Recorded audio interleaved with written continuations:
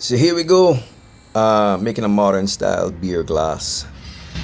Um, I've been thinking a lot about the fundamentals recently. Good gathers.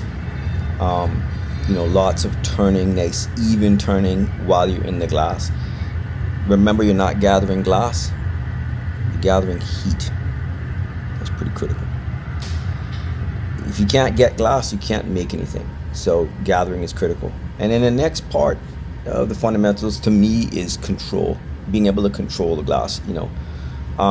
Keeping the glass close to you, supporting the weight of it, nice even turning and manipulation of it. Understanding that using the gather heat is critical. It's never going to be better and more evenly heated than when it comes out of that furnace.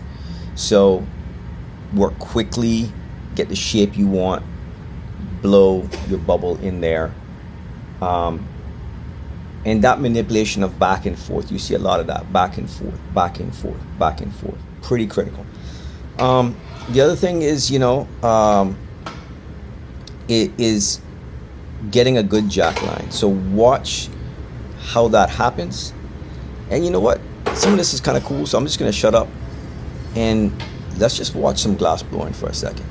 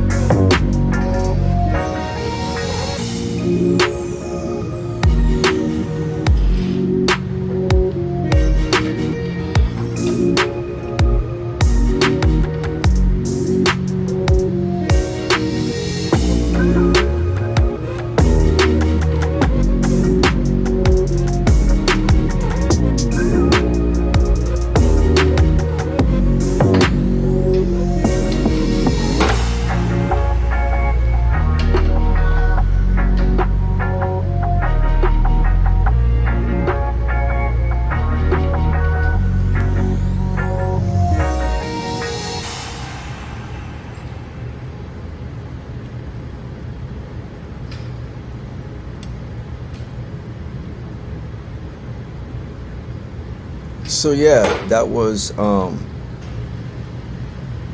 of the basics of setting up the bubble. You can see here that shape changed a little bit. So I did another one of those heat and kind of swing thing that elongates the bubble, makes a much more elegant curve in it. And now I'm just working on kind of shaping and crafting that bottom shape. I mean, I think it's kind of critical that the bottom shape flow directly into the rest of the bubble, and also that it kind of meets the base at a nice curve, a nice angle, so it's continuous. So Like a lot of the times, what I'm doing here is I'm flattening the bottom, but I'm not flattening by pushing straight on it. I'm starting at an angle.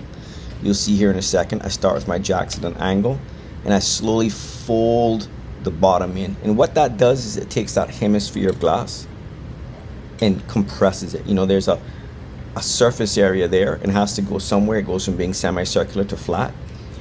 The material has to go somewhere. So where does it go? It goes to the middle, and it kind of thickens it up. So you can see here, I'm getting ready to punty myself. A lot of puntying, just timing. People overthink their punties. A simple gather, marver the sides, maybe a little chill on the tip, but not the very tip. Punty it up really quickly. I like to break my pieces off onto a fairly hot punty that's kind of moving a little bit. Little chill on the neck and a tap, and it breaks off. The reason this works, there's an actual neckline in my bubble. If you can't make a jack line, this ain't gonna work for you. Your jack line needs to match the delicacy of your punty. If your punty is delicate, and mine has to be because this is a really thin object, then your jack line must be delicate. Most of the time, people don't want to line up those two things. They don't understand the relationship between jack lines and punties, and so they make the jack line too big, so therefore they have to make the punty too big. We don't need to do that. So I put this part in here because I want to show you where I'm heating. I'm almost all the way out of the reheating furnace, and just the opening is in there. This is the longest reheat that you have to take, because this is the part where you're trying to get that cold glass hot enough where you can do this.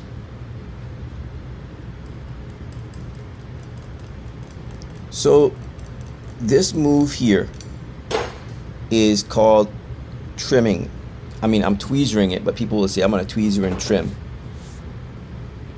A lot of the times when glass blowers talk about this, they talk about it because what they're trying to do is to thin out the rim, and that's cool, that makes sense. But also what you're doing is you are changing the height of your object. You're changing the shape of your object. It's a way not just to thin out the glass, but to maximize the use of material.